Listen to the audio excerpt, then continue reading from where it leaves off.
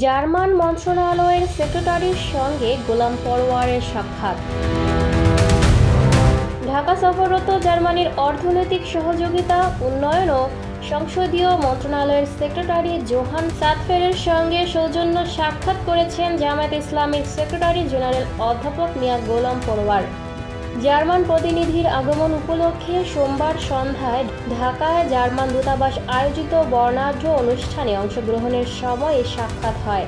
এই অনুষ্ঠানে বিভিন্ন দেশের রাষ্ট্রদূত, হাইকমিশনার, কূটনীতিক, রাজনৈতিক ব্যক্তিত্ব, অবসরপ্রাপ্ত সামরিক কর্মকর্তা, সরকারের উচ্চপদস্থ কর্মকর্তা এবং সিভিল সোসাইটির গণমান্য ব্যক্তিবর্গ উপস্থিত ছিলেন। সাক্ষাৎকালে অধ্যাপক মিয়া গোলাম পরোয়ার জার্মান সরকারের দীর্ঘস্থায়িত্ব, জার্মান সরকার ও জনগণের অব্যাহত সুখ, শান্তি ও সমৃদ্ধি কামনা করেন। একই সঙ্গে বাংলাদেশ ও জার্মানির মধ্যে বিদ্যমান দ্বিপক্ষীয় বাণিজ্যিক ও কূটনৈতিক সম্পর্ক আরও সুদৃঢ় হবে বলে আশাবাদ ব্যক্ত করেন। Lucky Akter, People Voice Television, Dhaka.